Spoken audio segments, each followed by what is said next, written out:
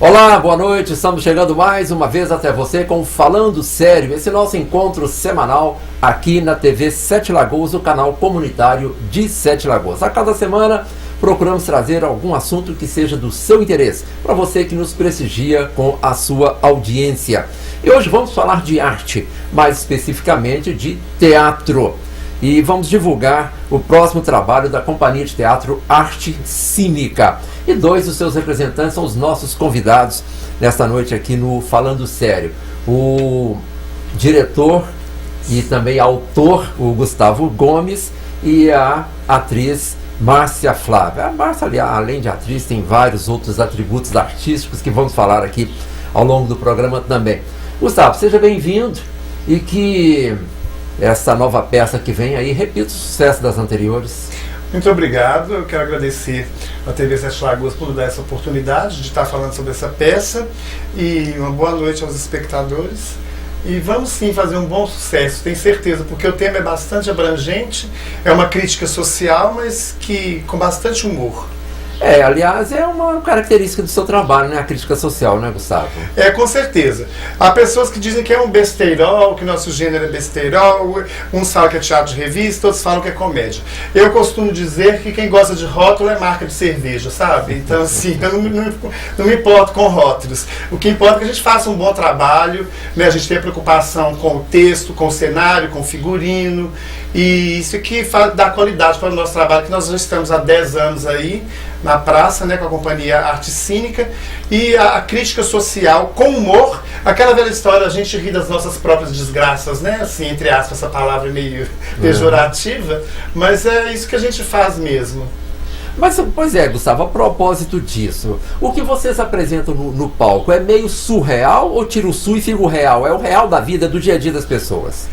Os personagens são um pouco surreais na medida em que eu, por exemplo, como trabalho com transformismo, a gente chega assim numa linha um pouco da caricatura, então fica um pouco surreal, mas sempre com base na realidade, sim, porque eu tiro coisas do nosso próprio cotidiano, né? E as pessoas se identificam, riem de si mesmos, na verdade. Márcia Flávia já apareceu em vários campos aí, atualmente está se dedicando muito também à fotografia, cantora, mas acho que o gene de atriz está sempre presente aí, né, Márcia? Não tem como escapar. O teatro é o meu berço mesmo, né, Rosalvo?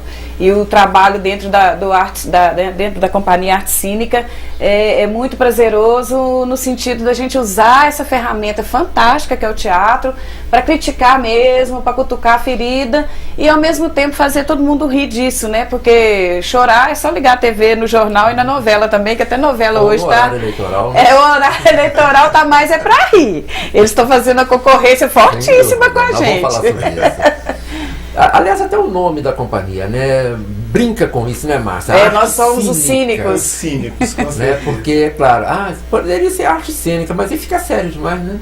É óbvio, né? Porque é onde eu acho que todo mundo se engana no trabalho do Gustavo, assim, como autor, né? Como escritor, né? De textos teatrais, é achar que vai chegar no teatro e achar o óbvio. Pode até rir daquela coisa assim que você vê ali, como é que fala? Pronta para você rir mesmo, mas não é óbvio, é muito sutil, a gente trabalha mesmo essas questões assim, que se a gente for parar para conversar, para refletir, elas são pesadas, né? Eu acho que de engraçado não tem nada, porque a gente rir de um programa eleitoral no nosso país é triste, na verdade, né? Tragicômico. Mas é cômico porque eles estão se esforçando para isso, né? E trágico no sentido de que, igual a gente estava conversando antes de começar o programa, que não existe uma plataforma real, né, de propostas para poder a gente tá votando. Então, quando a gente vai para o teatro, com a comédia, com a Dona Pifa querendo, né, se candidatar, porque investiu demais na Copa, que também foi um buraco para o Brasil, eu acho que é sério, né, não é óbvio, mas de uma forma que todo mundo vai poder, pelo menos, rir um pouco dessa história. Pois é, você quase que falou o nome da peça, né? Dona Pifa, da Copa para a Cozinha. Bom, a Copa pode ter o duplo sentido, a Copa do Mundo, a Copa da casa dela, indo transitando aí nesse ambiente. Afinal, Gustavo, essa Dona Pifa existe? Bom, Você é a Dona Pifa em cena? Sim, eu sou a Dona Pifa em cena. Eu faço uma maquiagem que eu fico assim, uma mulata bem brasileira, né? Com Black Power dos anos 70. Gostei dessa peruca. Do morro, bem bacana. A Dona Pifa, na verdade, ela se chama Epifânia. E Dona Pifa, porque a vida dela realmente pifou a partir do momento que o seu marido, Pedro Paulo, o Pedrão, investiu tudo que tinha para assistir os jogos da Copa, acompanhando a seleção, né, por todo o Brasil, vendeu tudo que tinha, e não só vendeu os móveis da Copa da casa, como também perdeu tudo com o as de copas do jogo de baralho, que gostava muito, apostou a casa. Então ficou sem os móveis da Copa, ficou sem a Copa da casa, e o Brasil ainda perdeu a Copa. Então, assim, ele, ao invés de ficar só fanático pelo craque do futebol, ele, muito desgostoso, resolveu ser fã do crack, a droga. Então, ela, muito decepcionada com a vida, teve que interná-lo e voltou para a casa da avó, uma herança que ela tinha, de onde ela tira o seu sustento cozinhando para fora. Então, da Copa para a cozinha, as mazelas de uma dona de casa que perdeu tudo por causa da Copa, né? Ficou só com a cozinha. Pois é, mas a gente vê na imprensa aí relatos de fatos reais, né? Com As pessoas certeza. investiram muito na Copa esperando retornos que não vieram. Então, falar do legado da Copa, o que mais ficou na lembrança dos brasileiros é um número, né? 71. Você coloca um X entre os dois, fica 7-1, né? É verdade. 171, né, que foi isso aí. Isso aí foi terrível, né? Mas, Gustavo, você gosta de fazer personagens femininos? Gosto, sim. Eu tenho uma essência do meu trabalho, foi através de um concurso de Dona Miralda, na época da nossa saudosa Dona Miralda Elisa Roque, que era diretora da Casa da Cultura, era o Departamento de Cultura na época. Então ela promovia o Grande Gala, que era um concurso de transformistas. Na mesma época em que o Silvio Santos lançou essa arte no programa dele, que tinha um concurso que, assim, tinha um grau de audiência enorme. Eu era adolescente e o meu primeiro papel foi de transformismo, mas eu fiz o Ébrio de Vicente Celestino. Mas vendo outros artistas lá se transformando também, eu tive a curiosidade de fazer um dia. Acabando esse Grande Gala, veio a vontade, porque era até um número de dublagem, então deu uma vontade em mim de colocar essas personagens falando. Então eu passei a criar personagens femininas para mim, não para fazer dublagem de músicas, de cantoras, das divas famosas que a gente fazia. E resolvi criar personagens com textos e com cenário, e assim começou a minha vida no teatro. Mas eu tenho outros personagens também, como tem o Ariovaldo Pariopeba, que tem uma grande efetividade assim na mídia, quando ele aparece um vendedor de bananas, né, que é da peça Bernadette de Trambelhou. Tem o papel de um segurança, eu tenho os meus palhaços, meus clowns, meus perros. Então, assim, a gente faz paralelamente. Babette. Tem a Georgette Babette, que é uma entrevistadora também. E então a gente vai sempre alternando. Eu gosto de mostrar os dois lados da coisa. Sendo que há uma diferenciação entre quando eu faço o papel de uma drag queen, que é mais espalhafatosa, com a maquiagem mais espalhafatosa, né? Mais caricata. Quando eu faço a personagem feminina, é com menos trejeitos, com maquiagem menos carregada, com uma roupa mais de mulher, feminina. É uma mesmo, personagem mesmo, personagem né? Não é uma mulher que você encontra na rua. Isso. É uma fantasia, assim. Eu acho que um dos melhores momentos que eu tive com o Gustavo foi no Escândalo, né? Na peça Escândalo, que ele fazia o papel de um travesti e tal, mas mostrando toda aquela parte nada glamurosa, né? Na vida de um travesti, que mora dentro de uma casa de prostituição, né? Que tem toda, como é que fala, toda essa carga complicada mesmo, angustiante mesmo, de quem tem essa vida que não é muito fácil. Eu acho que quando ele fala, a gente até assusta, porque fica tão verdadeiro, tão igual, né, que eu chamo ele assim até de senhora quando ele chega com a personagem. Nossa Senhora chegou. É porque, na verdade, eu crio todo um histórico da personagem. Ela tem um endereço, ela tem uma família, ela tem uma idade, Assim, ela tem uma identidade. Ela tem uma identidade própria. Ela não é a identidade do Gustavo Gomes MG3 no sentido 5. Ela tem a identidade dela própria. Ela tem um endereço, uma família. Ela tem toda uma história de vida. E eu viajo muito nisso. A gente costuma falar, quando a gente se monta, né? Quando eu me monto no camarim, que eu dou aquela respirada e entro no palco, o Gustavo entra em cena. Parece que baixa um santo mesmo.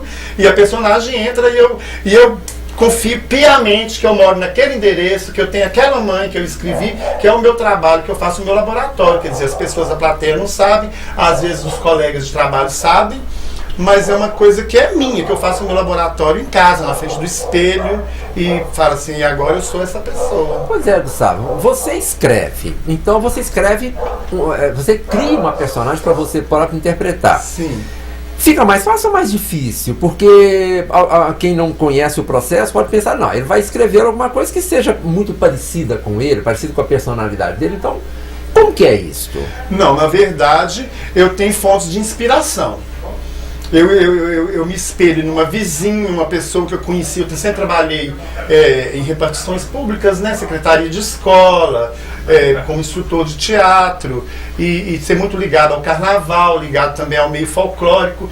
Então sempre assim, às vezes até eu fazendo um sacolão, eu vejo uma pessoa ali conversando com a outra, enquanto eu estou lá escolhendo a minha batata. Ou a sua banana do Aerovaldo? Com certeza, ou a banana do Aerovaldo. Então eu fico percebendo o diálogo, sabe? Assim, fila de banco, ponto de lotação, isso é ótimo pra gente pegar pessoas, trejeitos. Uma comadre da minha mãe que foi lá em casa, um compadre que passa na rua, entendeu? Um adolescente conversando, através de um diálogo, às vezes eu dentro de uma lotação, ou num ambiente que tem um aglomerado maior de pessoas, eu fico observando. O grande barato é esse, é observar, falar assim, olha, aquela figura ali, daquele jeito que ela está fazendo, com aquela postura ali, dá um personagem. Dá uma história, né? E eu tenho assim um ápice, de repente, às vezes eu estou deitado assim, vendo uma novela, um filme, me vem uma coisa assim, eu levanto e começo a escrever.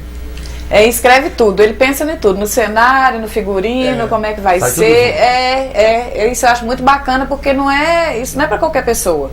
Eu sempre executei textos, eu sempre interpretei textos, mas eu nunca montei, nunca fiz, sempre participei. Você aprendeu a escrever, Márcia? Já, eu tenho uns rascunhos em casa, assim, eu já até falei... Ela está escondendo o leite, ela fez um poema em homenagem que foi belíssimo, eu faço algumas participações, eu introduzo muito alguns textos meus em todas as nossas apresentações, em todas, Gustavo sempre me dá espaço para isso. Tenho vontade de fazer o bolero de Selminha e Angel, vivo falando isso com ele, assim, da gente sentar e fazer, que eu tenho muita saudade desses personagens. E queria mostrar eles fora do contexto de Escândalo. E tem algumas coisas, escrevo desde criança, porque eu sou filha de pai professor, lá em casa todo mundo gosta de ler, né? Você conhece a família, você sabe. Mas aí é que tá. Então, justamente porque a gente é uma família de leitores, a crítica e a autocrítica também, ela é mais... Foi mais exigente? Fica, com certeza, Rosalva. Eu não consigo liberar, assim... Não sei se é porque eu vejo as pessoas liberando, assim, tanta bobagem, assim, à toa, né? E eu acho isso muito sério. Eu não consigo liberar se eu não... Né, se não tem um... Se não é legal, se não é profundo. Por exemplo, sempre passa pelo crivo, né? Eu sempre apresento. Eu nunca chego e digo, isso eu vou fazer. Ô, Gustavo, você gosta? Olha aqui, dá uma olhada. Você acha que cabe? Porque ele tem sempre a concepção do espetáculo. Então, quando eu começo a escrever, eu já sei a peça do início ao fim, já tem a visão geral de tudo. Para não chegar com um texto que não vai ter nada a ver, né? Mas a gente trabalha muito com improviso também, né, Rosalvo? Depende, a plateia, a cada espetáculo é uma cena diferente, porque depende muito da plateia. A gente interage muito com a plateia e eu dou para os meus atores, assim, uma liberdade de criação dentro do texto. A gente traça um roteiro básico, eu passo também, assim, dou umas dicas para que cada um possa fazer a composição do seu próprio personagem. Se eu acho que está legal, tudo bem. Se eu acho que não, a gente vai tem uma linha, né? Por exemplo, linha. Vai acontecer isso e tal. Na verdade, a gente não pode fugir do contexto. O improviso na música é isso, né? É o domínio total da técnica, e daí na hora que você dominou a técnica, você brinca em cima disso. Eu acho que a gente pode já, como é que fala? Eu acho que é mais ou menos isso que a gente faz. É importante que o público perceba que aquele faz parte do espetáculo, que não foi alguma coisa que não deu certo, que vocês tiveram que consertar na hora, né? Isso é importante, né? Com certeza. Normalmente a gente faz ensaios na minha casa mesmo, ou quando a gente consegue um espaço na Casa da Cultura, a gente leva algumas pessoas que estão passando por ali, uma plateia assim, improvisada, para que a gente já faça aquilo, para ver se funciona ou se não funciona. Eu vou fazer uma pergunta, pode até parecer idiota, mas quando vocês estão escrevendo, compondo os personagens, passa pela cabeça de vocês se colocar na condição de espectador para ver se iriam gostar daquilo que vocês vão mostrar? Sempre existe isso, Rosalvo. Eu acho que o processo de ensaiar é isso, porque na hora que está um no palco, o outro está lá sentado, olha, isso aí não ficou bom, isso aí não convenceu, porque se não for verdade também, primeiro pra gente, se não for uma coisa que a gente acredita, nossa, aí não passa, aí vira fake mesmo. Né? Pior do que cometer um erro no palco. Porque cometer um erro no palco, todos nós estamos sujeitos a dar um vacilo. Isso é normal, às vezes dá um branco. Né? Tivemos isso no Alto da Barca do Inferno, uma colega teve um branco em cena. Aí o colega socorre. E depois de muitas apresentações, não foi nem na estreia, então assim, estamos todos sujeitos a que isso aconteça. Agora eu acho que o trabalho ele tem que ser verdadeiro.